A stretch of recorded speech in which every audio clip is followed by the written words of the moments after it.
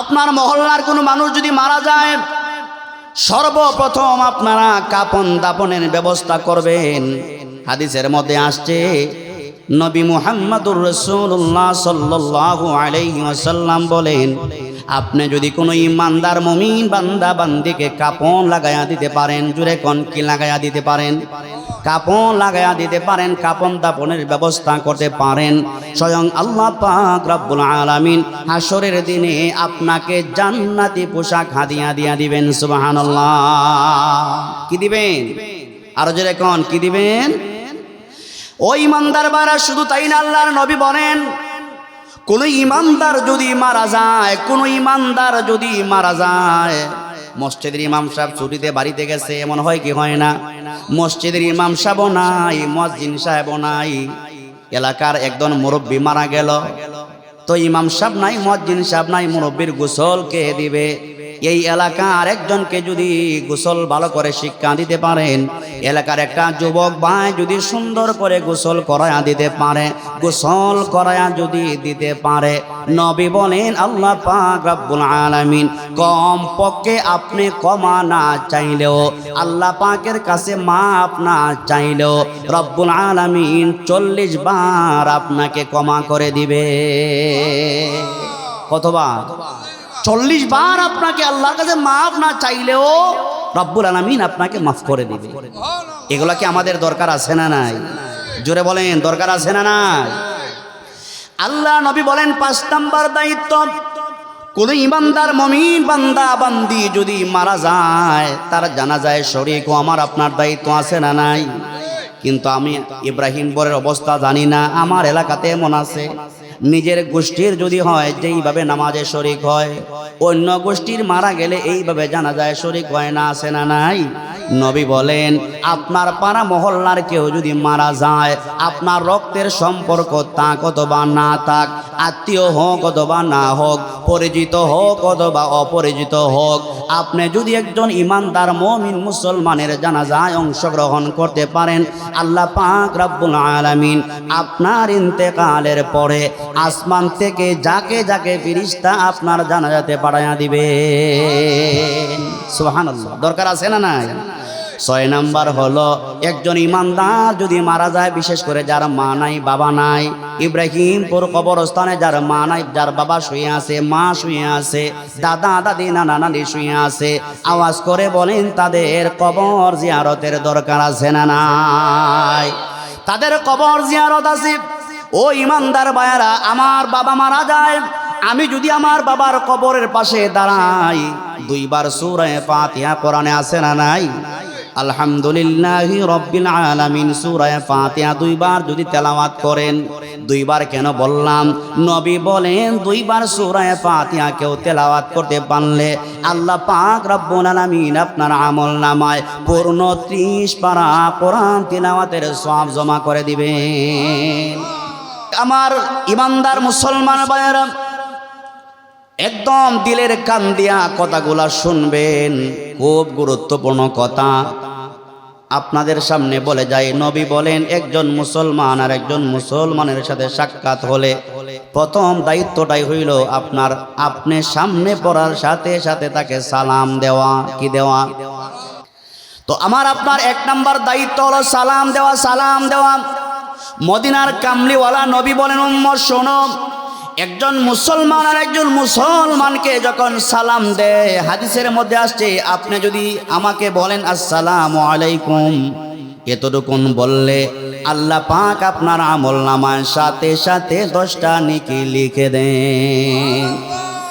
নবী বলেন কেউ যদি বলে আসসালামু আলাইকুম ওয়া রাহমাতুল্লাহ, প্রথমে বলেন আসসালামু আলাইকুম, 10টা নেকি। যদি আপনি বলেন আসসালামু আলাইকুম ওয়া রাহমাতুল্লাহ, এতটুকুন বললে নবী বলেন উম্মত 20টা নেকি রব তোমার আমলনামায় লিখে দিবে। আর যদি আপনি বলতে পারেন আসসালামু আলাইকুম ওয়া রাহমাতুল্লাহি ওয়া বারাকাতুহু, এতটুকুন বলতে দেরি হবে, মহান রব আপনার আমার আমলনামায় 30টা নেকি সাথে সাথে লিখে দিবেন। তাহলে একজন আরেকজনের সাথে সাক্ষাৎ হলে সালাম দিতে পারবো কি পারবো না? বাবা যারা আছেন ঘরে যায়া নিজের বিবিকে সালাম দিবেন। বাবা যারা আছেন ঘরে যায়া ঘরে ঢুকতে ঘর থেকে বের হতে নিজের বিবিকে সালাম দিবেন। বলে হুজুর, ও সিলেটের হুজুর, নিজের বিবিকে সালাম দিলে কি লাভ হবে? আপনি যদি আপনার বিবিকে সালাম দেন অথবা আপনার বিবি যদি আপনাকে সালাম দেয়, স্বামী যখন সালামের জবাব দিবে, বিবি যখন আপনাকে সালাম করবে, স্বামী আর স্ত্রী উভয়ের সালামের মাধ্যমে রব্বুল আলামিন স্বামী আর স্ত্রীর কলিজার ভিতরে ভালোবাসার বন্ধন ঢুকায়া দেয়। সালাম দিবেন, দেখবেন জীবনে কোনোদিন স্বামী আর স্ত্রীদের মধ্যে ঝগড়া হবে না। সুবহানাল্লাহ।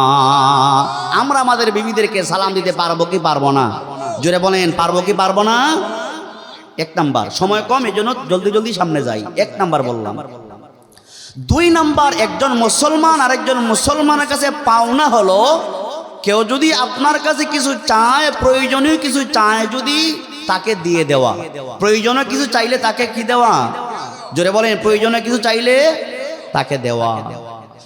সহজ করে উদাহরণ দিলে বুঝবেন। মনে করেন আপনার বাড়িতে একটা 900 ফুটের টিউবওয়েল আছে। কি আছে? কথা বুঝেন না? মনে করেন আপনার বাড়িতে 900 ফুটের একটা টিউবওয়েল আছে, ডিপকল আছে আপনার বাড়িতে। আপনার পাশের বাড়ির মানুষের কি নাই? টিউবওয়েল নাই। কথা কি বুঝেননি? আপনার পাশের বাড়িতে টিউবওয়েল নাই, পাশের বাড়ির মানুষ আপনার টিউবওয়েল থেকে পানি নেয়, এমন আছে না নাই? পানি নেয় না? পাশের বাড়ির মানুষ তার টিউবওয়েল নাই, সে একটা কলসি নিয়ে আসলো, একটা জগ নিয়ে আসলো, আপনি তাকে পানির ব্যবস্থা করে দিলেন, আপনি তাকে তার হাজতটা পুরা করে দিলেন। মদিনার কামলিওয়ালা নবী বলেন, উম্মত, তুমি যদি তোমার ভাইয়ের হাজতটা পুরা করে দিতে পারো, লাগাতার 10 বছর ইতিকাফ করলে যেই সওয়াব হবে, এর চাইতে বেশি সওয়াব আল্লাহ পাক আপনার আমল নামায় দিয়া দিবে। পানি দেওয়ার দরকার আছে না নাই? আবার পানি দেয় না এমন মানুষও সমাজে আছে না নাই? আছে না নাই? বিশাল বড় পুকুর আছে বাড়ির সামনে, এলাকার মানুষরা যায় গোসল করে, তাদের গোসলের জায়গা নাই, পুকুর নাই, টিউবওয়েল নাই। ওই পুকুরে যায় এলাকার মানুষ সবাই গোসল করে, কিন্তু বেচারা হঠাৎ করে একদিন বলে, আর কেউ আমার পুকুরে গোসল করতে পারবা না, তোমরা তোমাদের জায়গায় গোসল করবা, আমার এরিয়াতে তোমরা কেউ আসতে পারবা না। এমন কথা বলে পানি দেওয়া নিষেধ করে, পানি দেয় না, পুকুরে গোসল করতে দেয় না, রাস্তাঘাটে চলতে ফিরতে দেয় না, নিষেধ করে, বড়ই গাছের কাঁটা লাগায়া রাখে। এমন মানুষ সমাজে আছে না নাই? আমি যদি আরো সহজ করে বুঝাইতে চাই, আপনাদের বাড়ির সামনে দিয়ে একটা রাস্তা গেছে, ওই রাস্তাটা হলো আপনার নিজস্ব রাস্তা, আপনার নিজের জায়গা দিয়া রাস্তা। আপনার পাশের বাড়ির মানুষ ওই রাস্তা দিয়ে চলাফেরা করে, তার কোনো ব্যক্তিগত রাস্তা নাই, আপনার রাস্তা দিয়া চলাফেরা করে। নবী বলেন, এই যে আপনি তাকে রাস্তার একটা সুবিধা দিয়া দিলেন, উম্মত 10 বছর ইতিকাফ করলে যেই সওয়াব হবে, এই পরিমাণ সওয়াব আল্লাহ পাক আপনার আমল নামায় দিয়া দিবেন। সুবহানাল্লাহ। কিন্তু আপনি হঠাৎ করে বলেন, দুস্থ না না, এতদিন আমি তোমাকে রাস্তা দিয়েছি, এখন আর রাস্তা দিতে পারবো না, তুমি তোমার ব্যবস্থা করো। কিন্তু সে রাস্তা নাই, বাড়ি থেকে বের হওয়ার কোনো রাস্তা নাই। নবী বলেন, আপনি নামাজি বান্দা হইল, আপনার ঠিকানা হবে জাহান্নাম। জোরে কন নাউজুবিল্লাহ। 2 নাম্বার বললাম, একজন মুসলমান আপনার কাছে যদি কিছু চায়, তার প্রয়োজন দেখা দিছে, প্রয়োজনীয় কিছু জিনিস যদি আপনার কাছে চায়, আপনার উচিত হইল তাকে দিয়ে দেওয়া। তাকে আপনার উচিত কি? জোরে বলেন। মনে করেন সকালবেলা ফজরের নামাজের পরে একজন মানুষ ওনার ঘরে মেস নাই, মেস নাই, আগুন জ্বালাবে, মেস নাই। আপনাকে এসে বললো, ও দুস্থ, আমার ঘরে আগুন জ্বালাবো, মেসটা খুঁজে পাইতেছি না, আপনার ঘর থেকে মেসটা দেন, আগুন জ্বালিয়ে তোমাকে দিয়ে দিব। মনে মনে ভাবলেন, মেসটার দাম আর কত হবে? 2 টাকা বা 5 টাকা হবে, এর বেশি তো হবে না। অনেক চিন্তা ভাবনার পরে বললেন, না না, মেষ যদি দেই আর পাওয়া যাইতে পারে, নাও পাওয়া যাইতে পারে, চিন্তা ভাবনা করে তাকে আগুন জ্বালাবার জন্য 2 টাকার একটা মেষ দিয়া তাকে সাহায্য করলেন। নবী বলেন 10 বছর লাগাতার ইতিকাফ করলে যেই সওয়াব হয়, এই পরিমাণ সওয়াব আল্লাহ পাক আপনার আমল নামায় দিয়া দিবেন। সুবহানাল্লাহ। 3 নাম্বার, কয়টা বললাম? 2টা। মুখস্থ করেন, 2টা বললাম। 3 নাম্বার পাওনা হলো, একজন মুসলমান যদি আপনার একজন আশেপাশে আপনার কোনো বন্ধু বান্ধব অথবা পাড়া প্রতিবেশীর কোনো মানুষ যদি অসুস্থ হয়ে যায়, অসুস্থ হয় কি হয় না? যদি কোন অসুস্থ হয় কি হয় না? অসুস্থ হয়ে যায়, আমার আপনার 3 নাম্বার দায়িত্ব হলো, আমি অসুস্থ হওয়ার পরে আমি তার বাড়িতে তাকে দেখতে যাওয়া, অসুস্থ ব্যক্তিকে আমার দেখতে যাওয়া আমার হইল 3 নাম্বার দায়িত্ব। নবী বলেন একজন মানুষ, আপনি আপনার চাচাতো ভাই অসুস্থ হয়ে গেছে, তাকে দেখার জন্য গেলেন, তার বাড়িতে দেখার জন্য গেলেন, দেখতে যাইয়া চাচাতো ভাইয়ের বাড়িতে মাত্র থাকলেন আধা ঘন্টা, তাকে দেখলেন, তারে সেবা যত্ন করলেন। নবী বলেন আল্লাহ পাক রব্বুল আলামিন কমসে কম 70,000 ফেরেশতা নিযুক্ত করে দিবেন। ওই 70,000 ফেরেশতা কমপক্ষে 12 ঘন্টা আপনার জন্য ডিউটি করবে। সুবহানাল্লাহ। আপনার চাচাতো ভাই অসুস্থ হয়ে গেছে, শুনলেন, তাকে সেবা দেওয়ার জন্য মাত্র থাকলেন আধা ঘন্টা, 1 ঘন্টা 70,000 ফেরেশতা রব আসমান থেকে দিয়া দিবেন। এই 70,000 ফেরেশতা 12 ঘন্টা আপনার জন্য দোয়া করবে। সুবহানাল্লাহ। হাদিসের মধ্যে আসছে আল্লাহ নবী বলেন, ফজরের নামাজটা পড়লেন, ফজরের নামাজের পরে শুনলেন চাচাতো ভাই অসুস্থ হয়ে গেছে, আপনি দৌড়াইয়া চাচাতো ভাইয়ের বাড়িতে গেলেন। নবী বলেন মাগরিব আসার আগ পর্যন্ত 70,000 ফেরেশতা আপনার জন্য দোয়া করবে। সুবহানাল্লাহ। মাগরিবের সময় গেলেন, চাচাতো ভাই বা আশপাশের কেউ যদি অসুস্থ হয়ে যায়, মাগরিবের পরে গেলেন, ফজর আসার আগ পর্যন্ত আরো 70,000 ফেরেশতা আপনার জন্য দোয়া করবে। জোরে জোরে কোন সুবহানাল্লাহ। এগুলা দরকার আছে না নাই? আরো জোরে কোন দরকার আছে না নাই? 4 নাম্বার দায়িত্ব হলো, পাওনা হলো, আমার ভাইয়েরা, এখন সবচাইতে গুরুত্বপূর্ণ কথাটা এখন বলবো। এই কথাটা বলার জন্যই আমি এতটুকু লম্বা করলাম। 4 নাম্বার আমাদের দায়িত্ব হলো, আমার আপনার কোনো মানুষ যদি মারা যায়, পাড়া প্রতিবেশীর কোনো মানুষ যদি মারা যায়, কোনো মুসলমান যদি মারা যায়, কোনো মুমিন ইমানদার যদি মারা যায়, পাড়া মহল্লার আমাদের সকলের দায়িত্ব হলো ওই ব্যক্তির কাফন দাপনের ব্যবস্থা করা।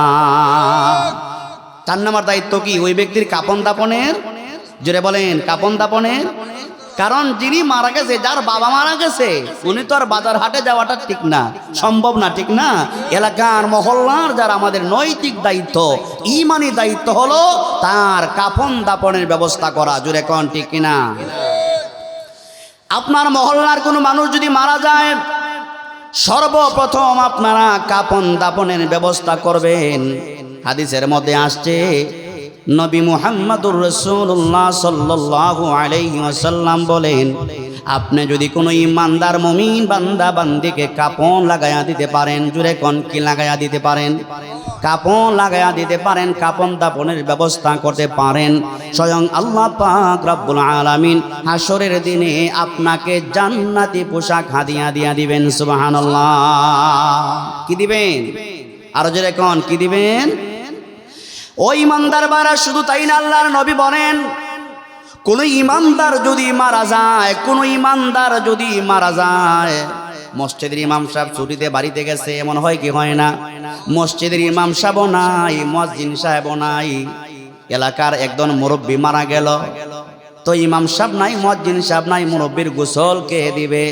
এই এলাকার একজনকে যদি গোসল ভালো করে শিক্ষা দিতে পারেন, এলাকার একটা যুবক ভাই যদি সুন্দর করে গোসল করায়া দিতে পারে, গোসল করায়া যদি দিতে পারে, নবী বলেন আল্লাহ পাক রব্বুল আলামিন কম পক্ষে আপনি ক্ষমা না চাইলেও, আল্লাহ পাকের কাছে মাফ না চাইলেও, রব্বুল আলামিন 40 বার আপনাকে ক্ষমা করে দিবে।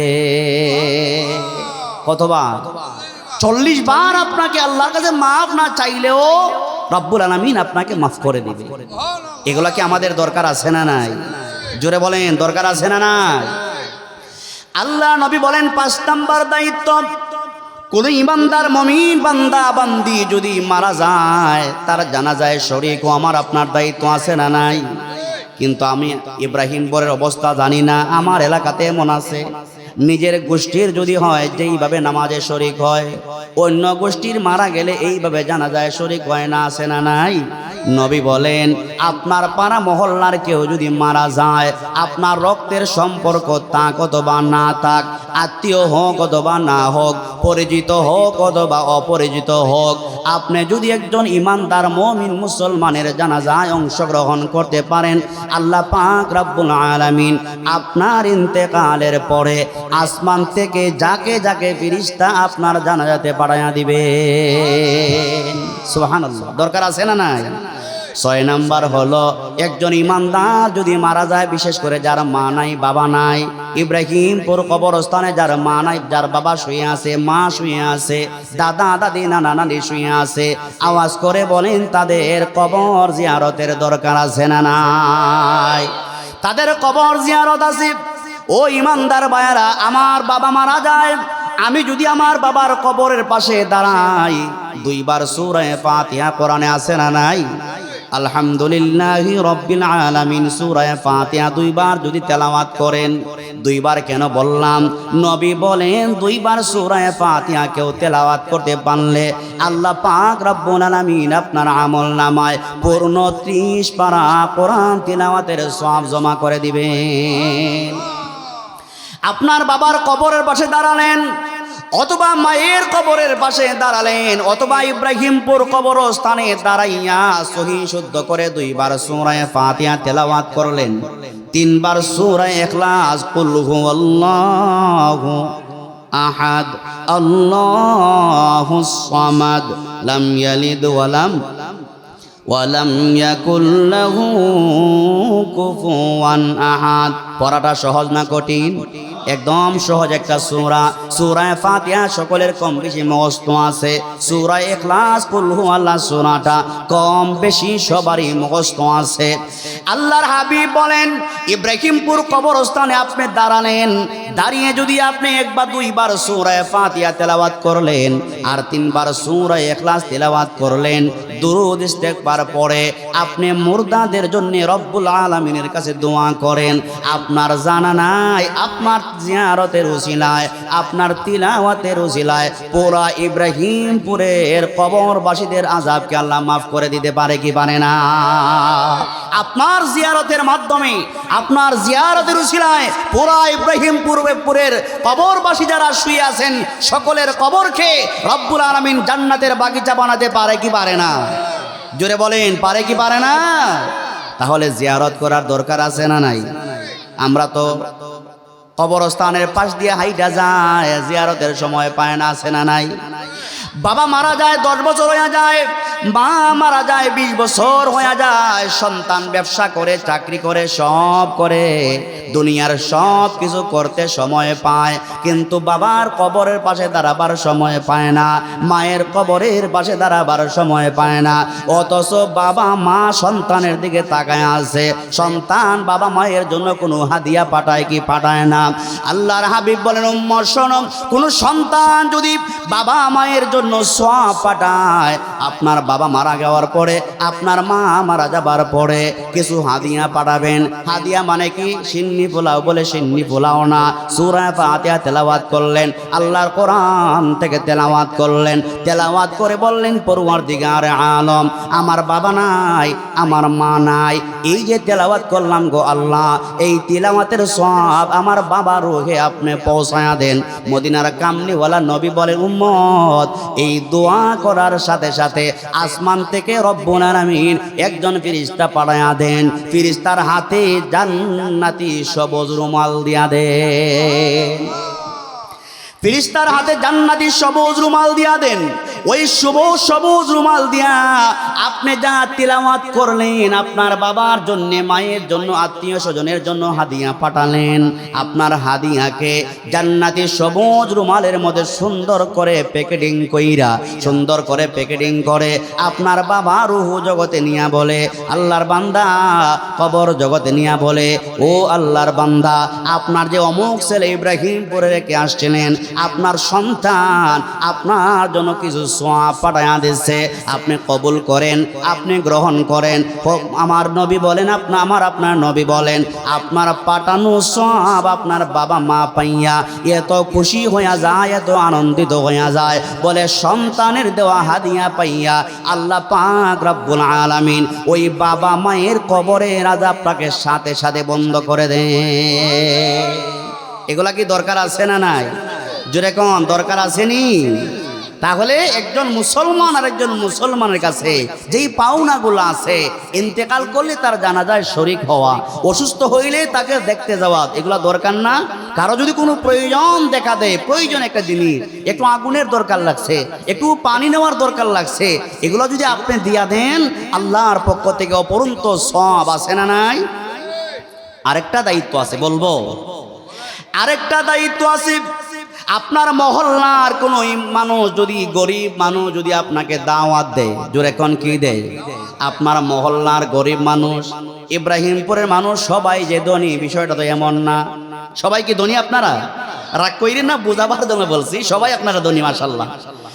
ইব্রাহিমপুর গ্রামের কোনো মানুষ যদি গরিব হয় আর আপনি মনে করেন ধনী আছেন, ওই গরিব লোকটা যদি এসে আপনাকে বলে, ও চাচা, আগামীকাল আমার বাড়িতে দুপুর বেলা আপনাকে খাওয়াইতে যাই, আপনি মনে মনে ভাবতেছেন, আরে লোকটা তো গরিব মানুষ, ভালো কিছু আয়োজন করতে পারবে না, হয়তো শুটকির ভর্তার আয়োজন করবে, এছাড়া আর কিছু করতে পারবে না।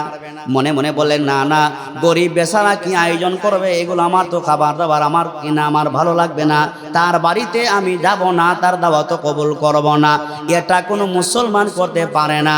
নবী বলেন, আপনার পাড়া মহল্লার কোনো আত্মীয় স্বজন যদি হয়, অপরিচিতও যদি হয়, আপনাকে যদি দাওয়াত দেয়, গরিব হলেও তার দাওয়াতটা যদি আপনি কবুল, জোরে বলেন, তার দাওয়াতটা যদি আপনি কবুল করেন, তার দাওয়াতটা কবুল কইরা তাকে খুশি করে দিতে পারলে আল্লাহ পাক রব্বুল আলামিন আপনার দুনিয়ার হাজাতকে আল্লাহ পুরা করে দিবে। সুবহানাল্লাহ, সুবহানাল্লাহ। এগুলা দরকার না আমাদের? জোরে বলেন, এগুলা দরকার না? দরকার।